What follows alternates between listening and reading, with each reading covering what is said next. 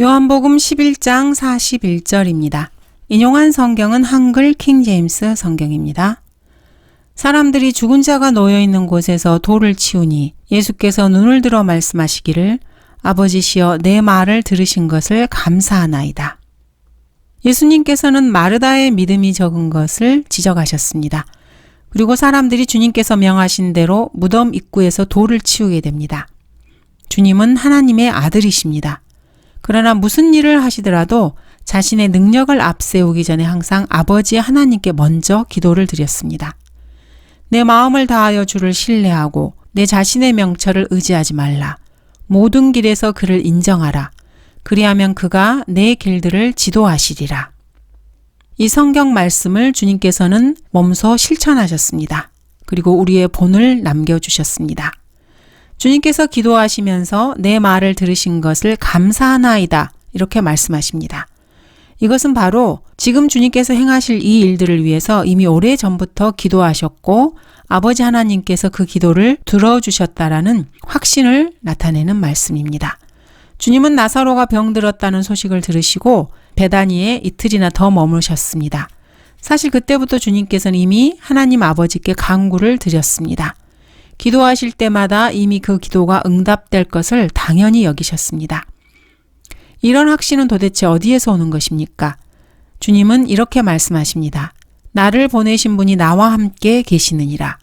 아버지께서는 나를 홀로 남겨두시지 아니하셨으니 이는 내가 언제나 그분을 기쁘게 하는 일들을 행하기 때문이라. 주님이 행하시는 일은 모두 다 아버지 하나님의 뜻과 일치합니다. 하나님의 말씀에서 단 한치도 어긋나지 않습니다. 그러므로 아버지 하나님께서는 항상 예수님의 기도를 들어주십니다. 주님은 이 사실을 너무나 잘 알고 계셨고 자신의 기도 응답에 대해서 늘 확신하셨습니다. 우리 그리스도인들 역시 마찬가지입니다. 무엇이든지 구하는 것을 그에게서 받나니 이는 우리가 그의 계명들을 지키고 그의 목전에 기쁨이 되는 일들을 행함이라. 우리 그리스도인들 역시 기도 응답에 대한 확신을 가지고 하나님께 나아갈 수 있습니다. 42절 아버지께서 항상 내게 들으시는 줄 내가 알았나이다. 이제 내가 말한 것은 여기 둘러서 있는 무리 때문이니 그들로 아버지께서 나를 보내신 것을 믿게 하려 함이니이다 라고 하시더라. 엘리야도 칼멜산에서 비슷한 기도를 하나님께 드렸습니다. 아브라함과 이삭과 이스라엘의 주 하나님이시여 주께서 이스라엘의 하나님 되신 것과 내가 주의 종인 것과 내가 이 모든 것을 주의 말씀대로 행하였다는 것이 오늘 알려지게 하소서. 이 백성으로 주께서 주 하나님이신 것을 알게 하시고 주께서 그들의 마음을 다시 돌이키신 것을 알게 하소서. 예수 그리스도께서 하나님께서 보내신 분이 아니라면은 그분의 기도대로 기적은 일어나지 않습니다. 주님께서는 지금 나사로의 무덤 밖에서 많은 유대인들에게 하나님의 역사하심을 보여주심으로써 자신이 하늘에서 오신 분임을 다시 한번 확증시키려 하고 있습니다. 많은 사람들이 기적이 일어나는 현장에서 직접 목격을 하게 될 것입니다. 그러면 그리스도께서 하나님의 아들이시고 메시아이심을 자신의 눈으로 직접 보았기 때문에 부인하지 못할 것입니다.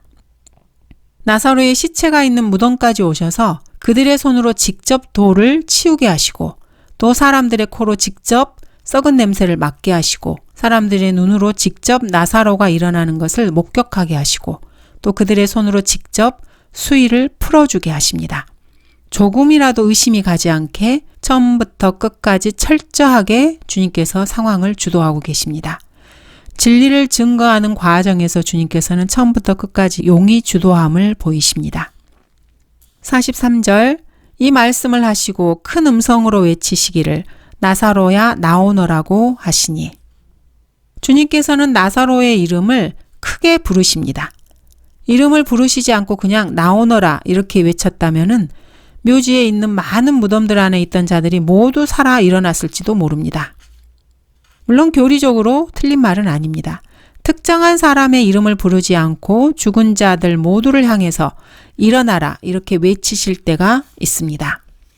진실로 진실로 내가 너희에게 말하노니 죽은 자들이 하나님의 아들의 음성을 들을 때가 오고 있나니 바로 지금이라. 듣는 자들은 살리라. 주님께서 십자가에서 숨을 거두시고 부활하셨을 때 실제로 이런 일이 일어났습니다. 마태복음 27장에서 말입니다. 예수께서 다시 큰 음성으로 소리 지르신 후 숨을 거두시더라. 그런데 보라, 성전의 휘장이 위에서 아래까지 둘로 찢어지고 땅이 흔들리며 바위들이 갈라지고 무덤들이 열리며 잠들었던 많은 성도들의 몸이 일어났으며 주께서 부활하신 후에 무덤에서 나와 거룩한 도성으로 들어가 많은 사람들에게 나타나더라. 무덤 속에서 있었던 많은 성도들이 일어날 수 있었던 이유는 그들이 하나님의 아들의 음성을 들었기 때문입니다. 그리스도께서도 듣는 자들은 살리라고 말씀하십니다. 예수님께서 재림하실 때 그리스도 안에서 잠든 모든 성도들이 무덤 속에서 살아서 일어나서 주님께서 각자의 이름을 부르는 것을 듣게 될 것입니다. 그에게 문지기가 문을 열면 양들은 그의 음성을 듣나니 그러면 그는 자기 자신의 양들의 이름을 불러서 이끌어내느니라. 주님께서 다시 오셔서 살아있는 성도들을 휴거시킬 때 무덤 속에 잠들어 있던 성도들이 먼저 깨어서 일어나게 됩니다. 이것은 실로 상상을 초월하는 광경이 될 것입니다. 44절. 죽었던 자가 손발이 수위로 동여지고 얼굴이 수건으로 가려진 채 나오더라. 예수께서 그들에게 말씀하시기를 그를 풀어주어 다니게 하라고 하시니라. 예수님께서 나사로야 나오너라 이렇게 큰 음성으로 부르시자 죽은 나사로가 몸에 수의를 감은 채 무덤에서 나옵니다. 이것이 바로 하나님의 능력입니다. 하나님이 아니라면 그 누구도 이러한 능력을 행하실 수 없습니다. 오랄 로버츠 같은 은사주의자들은 신유로 병자를 고치는 기적을 행한다고 큰 소리를 치면서 헛소문을 퍼뜨립니다. 은사주의자들이 공동묘지에 가서 죽은 지 나흘이나 된 시체에게 큰 소리로 외쳐서 살아나서 일어나게 했다는 이런 이야기는 들어본 적이 없습니다. 병자에게 안수해서 병을 고쳐준다고 하는 은사주의, 거짓, 가짜 사역자들은 왜 병원에는 가지 않는지 참으로 이상합니다. 안수해서 병을 고쳐준다면 은사주의자들은 병원이나 공동묘지로 가야 합니다. 이들이 그렇게 하지 않은 이유는 사기꾼들이기 때문입니다. 오랄 로버츠가 텍사스주 아마릴로에서 신유 집회를 연 적이 있습니다. 그런데 그때 폭풍이 꽂혀서 천막이 다 날아가 버리고 수십 명이 부상당해서 병원으로 실려간 적이 있습니다. 신유 집회에서 부상당한 사람들 그 누구도 안수를 받고 기도로 치유받지 못했습니다. 오랄 로버츠가 돌팔이였기 때문입니다. 이런 일이 있은 지 석 달도 안 돼서 오랄 로버츠는 아틀란타의 모습을 드러내고 유명한 사업가에게 신유를 베푼다고 큰소리쳤습니다. 그런데 그 사업가가 그 현장에서 죽고 말았습니다. 은사주의자들이 병자에게 손을 얹은 즉 이렇게 말하는 것은 다 거짓말입니다. 많은 사람들이 여기에 속아 넘어가고 있습니다. 이들이 병원 근처에 얼씬도 못하는 이유가 바로 이것입니다. 복음서를 보면은 예수 그리스도께서 죽은 사람을 살려내는 장면이 3군데 나옵니다. 이것은 예수 그리스도의 구원 사역을 아름답게 묘사하고 있는 영적 적용으로 볼 수 있습니다. 11장에선 나사로가 죽었다가 살아나고 마가복음 5장에서는 12살 소녀가 살아납니다. 누가복음 7장에서는 나인성 과부의 아들이 살아납니다. 이 세 경우에 부활한 사람들의 나이가 서로 다릅니다. 이것은 다양한 죄인들의 유형을 연령별로 보여주고 있습니다. 마가복음 5장 41절의 12살 소녀는 그 소녀가 즉시 일어나 걸으니 이는 그 소녀가 12살임이더라 이렇게 기록하고 있습니다. 즉시 일어납니다. 어린 소녀는 살아나는 순간에 지체 없이 즉시 일어나서 걸어 다녔습니다. 어릴 때 구원받을수록 이렇게 구원의 능력이 빨리 나타나는 것입니다. 누가복음 7장 14절에서는 나인성 과부의 아들이 나옵니다. 마가복음 5장의 12살 소녀보다 더 나이가 든 젊은이였습니다. 이 젊은이는 죽어서 관에 운반되고 있었습니다. 주님께서 관에 손을 대시고 젊은이여 내가 너에게 말하노니 일어나라 이렇게 명령하십니다. 그 죽은 사람이 앉아서 말하기 시작했다고 기록하고 있습니다. 즉시 일어나 걷지 않고 관 속에 그대로 앉아서 말을 했습니다. 또 주께서 그를 그의 어머니에게 돌려주시니 이렇게 말씀하십니다. 마가복음 5장에 12살 먹은 소녀는 살아나는 순간 즉시 일어나 걸어 다녔는데 이 젊은 사람은 살아났지만은 어린아이처럼 앉아서 말하고 있었습니다. 이 젊은이는 구원은 받았지만 스스로 설 수 있게 되지 않았고 도움이 필요한 어린 아기로 거듭난 것입니다. 구원받은 뒤에도 상당한 시간이 흘러야 구원의 효과가 나타나는 그런 모습입니다. 요한복음 11장에 여기에서 나사로는 나이가 가장 많은 사람이었습니다. 죽은 지 나흘이나 되어서 악취를 풍기고 있었는데 살아나서 아무것도 자기 손으로 할 수가 없었습니다. 온 몸이 수위로 동여지고 수건으로 얼굴이 가려져 있었습니다. 그래서 주님께서 그를 풀어주어서 다니게 하라고 명령하셨습니다. 나이를 먹으면 먹을수록 구원받은 사람은 타락한 삶을 살았던 과거의 더러움을 씻어버리는데 더 많은 시간이 필요합니다. 거듭나고 나서도 그리스도인으로 살아가기에 더 많은 시간이 필요한 것입니다. 45절 그때 마리아에게 왔다가 예수께서 하신 일들을 본 많은 유대인들이 주를 믿었으나 그중 몇 사람은 바리새인들에게 가서 예수께서 행하신 일들을 말하더라. 인간이란 참으로 이상한 존재입니다.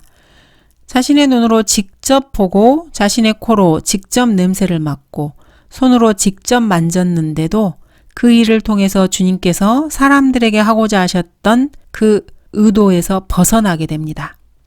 많은 사람들이 주님을 믿었지만은 일부 유대인들은 바리새인들에게 가서 고자질을 합니다. 이렇게 죽은 사람을 살리는 놀라운 기적을 보고서도 예수 그리스도가 하나님의 아들이시라는 확신을 갖지 못한 것입니다. 참으로 마귀에게 단단히 사로잡혀 있는 사람들의 마음을 돌리기는 너무나 어렵습니다. 47절 이에 선임 제사장들과 바리새인들이 공회를 소집하고 말하기를 이 사람이 많은 기적을 행하니 우리가 어찌하랴.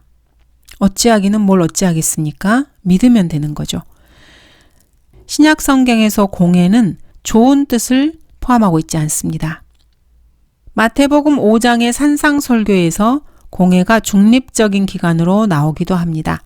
그 외에 공회는 모두 다 하나님의 말씀을 가로막고 주님의 일을 막는 역할을 합니다. 48절 만일 우리가 그를 이대로 두면 모든 사람이 그를 믿을 것이요. 그러면 로마인들이 와서 우리의 처소와 민족을 다 빼앗아 가리라고 하더라. 종교기관이 진리를 바라보는 입장입니다. 당시 이스라엘의 공회가 어떤 식으로 돌아가고 있는지 짐작할 수 있는 부분입니다. 공회원들은 도대체 무엇에 관심을 갖습니까? 그러면 로마인들이 와서 우리의 처소와 민족을 다 빼앗아 가리라. 종교적 거물이라는 사람들이 자신들의 지위, 즉 our place, 우리의 처소를 걱정하고 있습니다. 그 다음에 자신들의 민족을 염려하고 있습니다. 종교 지도자들은 결코 민족을 먼저 걱정하는 사람들이 아닙니다. 이 사람들이 가장 먼저 걱정하는 최우선순위가 바로 로마가 유대민족을 빼앗아가는 것, 그것이 아니고 로마가 자기들의 지위를 뺏는 것입니다. 오늘날과 정말로 똑같습니다. 종교인들은 자신들의 지위를 왜 이렇게 집착하고 고수하는 것입니까? 자신들의 수입에 목숨을 걸기 때문입니다. 이들은 자기의 배를 염려하는 사람들입니다. 목사란 자들이 강단에서 진리를 왜곡하고 믿음에서 떠나는 것은 그들이 자신의 배를 걱정하는 사람들이기 때문입니다. 타락한 배교는 하나님을 섬기는 자들이 사실은 자기 배를 섬기는 데서 시작되기 마련입니다. 자신의 배를 섬기다 보면은 이것이 점점점 더 심해져서 살인, 강도까지 일삼게 됩니다. 그러나 그 농부들이 그를 보고 의논하여 말하기를 이 사람은 상속자니 자 그를 죽이자. 그러면 그 유산이 우리 것이 되리라고 하더라. 남의 포도원을 새내어서 농사를 짓던 이 농부들이 주인이 오랜만에 종을 보내서 소출을 받아오게 했더니 3번씩이나 종을 때리고 쫓아버렸습니다. 그리고 마침내 주인이 아들을 보내자 그 아들을 죽입니다. 왜 그렇습니까? 그 유산이 우리 것이 되리라. 이렇게 생각한 것입니다. 49절 그러나 그들 중 한 사람, 즉 그 해의 대제사장인 카야파가 그들에게 말하기를 너희가 아무것도 모르며 또 한 사람이 백성을 위하여 죽어서 온 민족이 멸망치 않는 것이 우리에게 유익한 줄을 너희가 생각하지 못하는도다 라고 하니, 예수님을 어떻게 하면은 없애버릴까 고심하던 이스라엘의 바리새인 종교 지도자들은 이제 예수님을 죽일 수 있는 방법을 모색하고 있습니다. 카야파는 대제사장답게 아주 독단적으로 행합니다. 종교 지도자들 앞에서 너희가 아무것도 모르며 생각지 못한다 이렇게 일가를 가합니다. 놀랍게도 그는 한 사람이 백성을 위하여 죽어서 온 민족이 멸망치 않는 것을 말합니다. 참으로 깜짝 놀랄 만한 언급입니다. 카야파가 예수 그리스도 그분 한 사람이 백성을 위하여 죽어서 온 민족이 구원받게 된다, 그런 뜻으로 말한 것이 아닙니다.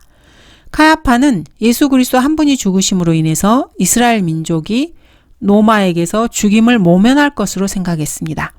온 민족이 멸망치 않는 것은 이스라엘 민족이 죽임을 당하지 않는 것, 즉 우리에게 유익한 줄을 그가 알고 있었다는 것입니다. 그의 관심사는 역시 우리에게 유익한 것입니다. 자신들에게 유익한 것이 무엇인가에 늘 관심이 많았습니다. 하나님께 유익한 것이 뭔지는 전혀 관심이 없었습니다. 유대민족이 죽지 않는 일에 관심이 있었던 것이지, 이들이 지옥에 가지 않는다던가 하나님의 뜻대로 산다던가 주님의 뜻이 무엇인가 이런 것에는 전혀 관심이 없었습니다. 예수 그리스도께서 하나님의 아들이심을 증거하기 위해서 행하신 기적들에는 전혀 관심이 없었습니다. 예수님의 가르침이나 그분의 성품에 대해서도 전혀 관심이 없었습니다. 카야파가 관심을 갖고 있었던 것은 예수 그리스도께서 죽으신다는 것이었고 또 죽으셔야 한다는 것뿐이었습니다. 그래서 그는 이 사람이 많은 기적을 행하니 우리가 어찌하랴 이렇게 걱정하고 있는 유대인들에게 한 사람이 백성을 위하여 죽어서 우리에게 유익한 일이 일어난다라고 말을 한 것입니다. 그래서 예수님이 죽어야만 자신들에게 유익이 있다 이렇게 사람들을 선동하고 있는 것입니다. 51절, 이것은 그가 스스로 말한 것이 아니라 그 해의 대제사장으로서 예수께서 그 민족을 위하여 죽으실 것을 예언한 것이라.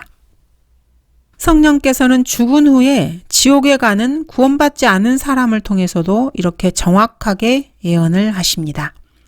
구약에서도 이러한 예를 찾아볼 수 있습니다. 성령으로 충만해서 하나님의 말씀을 예언했는데도 바깥 흑암에 던져진 선지자가 있습니다. 바로 발라암입니다. 대제사장 카야파는 예수 그리스도께서 이스라엘을 위하여 죽으실 것을 예언했습니다. 물론 그 죽음의 의미와 목적을 잘 이해하지는 못했습니다. 그분의 죽으심은 정확하게 예언했습니다. 자신이 무엇을 예언하고 있는지 스스로도 아마 이해하지 못했을 것입니다. 그가 스스로 말한 것이 아니었기 때문입니다. 카야파처럼 구원받지 못했는데도 하나님께서는 하나님의 말씀이 그 입에 나오게 하실 수 있습니다. 정말 놀랍지 않습니까? 구원받지 못한 사람이 진리를 전파할 수 있습니까? 그렇습니다. 구원도 받지 못한 사람이 예수 그리스도께서 구세주이시고 예수님을 믿으면 구원받을 수 있다고 설교할 수 있습니까? 그렇습니다. 민수기 24장에 발라암의 좋은 예입니다. 성경에서는 발라암에 대해서 무엇이라고 말씀하고 계십니까? 유다서 11, 12절입니다. 그들에게 화 있으라. 이는 그들이 카인의 길로 갔고 또 상을 위하여 발라암의 잘못을 따라 탐욕스럽게 달려갔으며 코라의 모반으로 멸망하였음이라. 그들은 너희와 더불어 잔치를 할 때 두려움 없이 자신들을 먹이는 너희 예찬의 흠이요. 그들은 바람에 밀려다니는 물기 없는 구름이며 두 번 죽어 뿌리까지 뽑힌 열매가 시들어 열매 없는 나무요. 발라암이 구원받지 못했다는 것을 정확하게 성경에 기록하고 계십니다. 요한계시록에서도 발라암이 구원받지 못한 자임을 분명하게 밝히고 계십니다. 요한계시록 2장입니다. 그러나 내가 내게 두어 가지 책망할 것이 있나니 이는 내게 발라암의 교리를 지키는 자들이 있음이라. 그가 발락을 가르쳐 이스라엘 자손들 앞에 거치는 것을 놓게 하며 우상에게 바친 제물을 먹게 하고 또 음행하도록 하였느니라. 베드로후서에서도 발라암에 대해서 기록하고 있습니다. 베드로후서 2장입니다. 그들이 바른 길을 버리고 빗나가서 부올의 아들 발라암의 길을 따르는도다.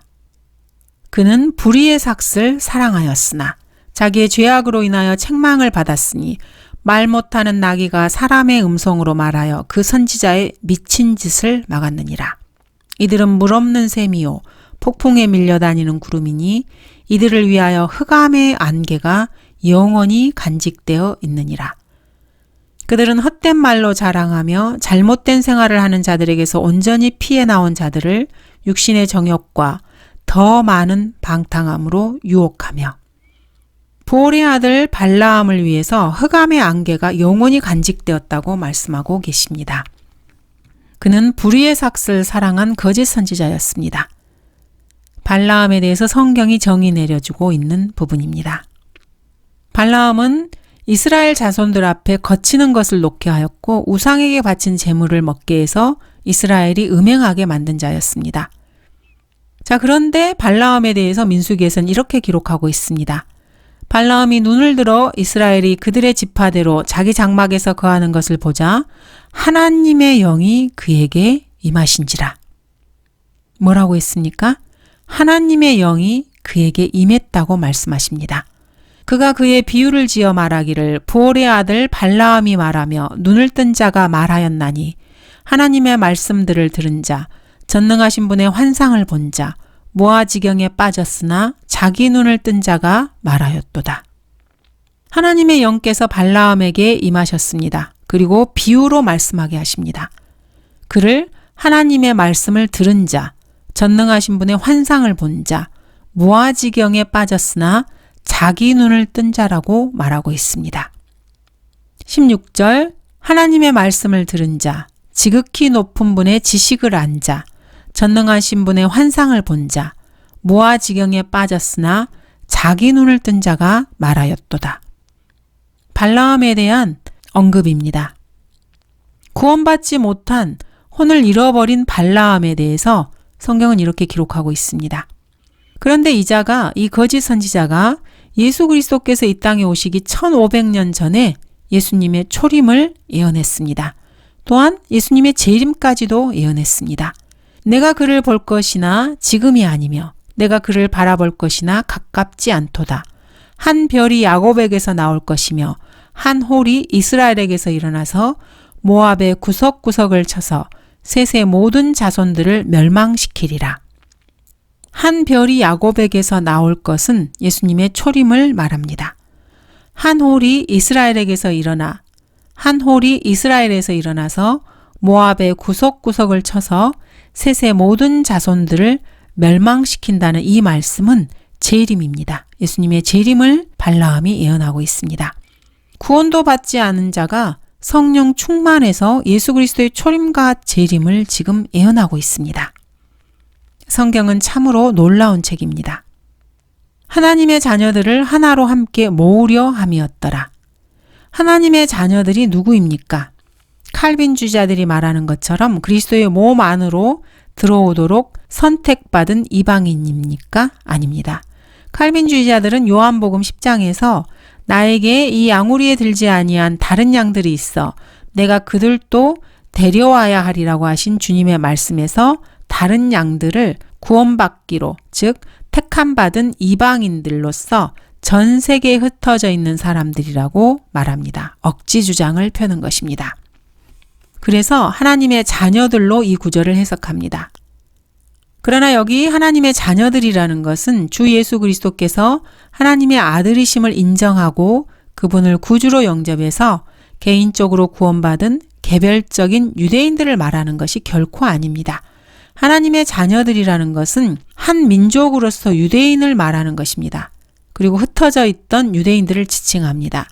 유대인들을 하나님의 자녀라고 부를 때는 항상 한 민족으로서의 유대인을 말하는 것입니다. 그 민족 안에 있는 개개인을 말하지 않습니다. 주 예수 그리스도께서 십자가에 달려 처형되시고 부활하신 후에 예수님을 구주로 믿고 영접해서 구원받은 이방인들만이 개인적으로 개별적으로 하나님의 자녀입니다. 그날부터 그들이 주를 죽이려고 함께 모의하더라.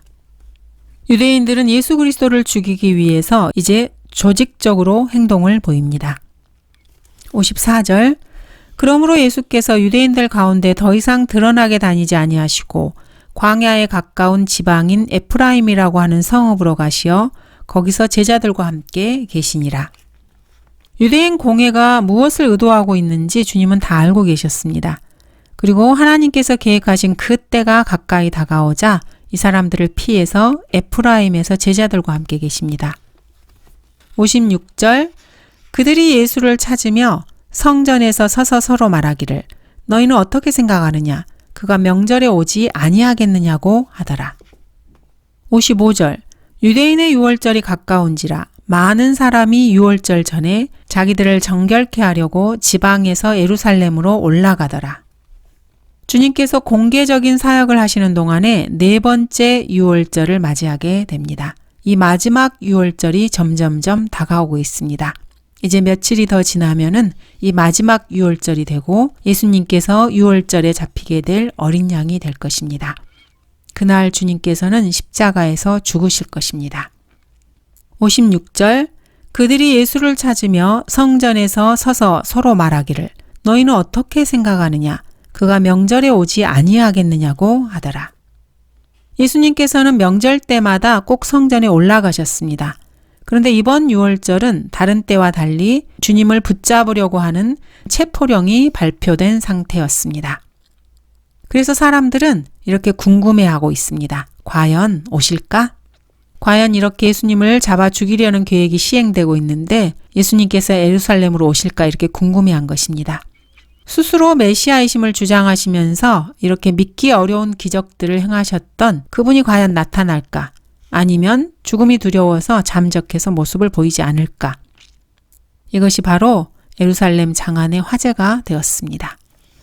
57절 그때 선임 제사장들과 바리새인들이 명령을 내렸으니 이는 만일 누구든지 주가 어디에 있는 것을 알면 이를 알려서 주를 붙잡게 하려 함이라. 종교 지도자들이 드디어 예수님을 붙잡고자 합니다. 공회가 발표한 이 배후에는 여자의 씨에 대해서 대적하는 뱀이 도사리고 있습니다. 요한복음 11장에서 예수님께서는 죽은 나사로를 일으키셨습니다.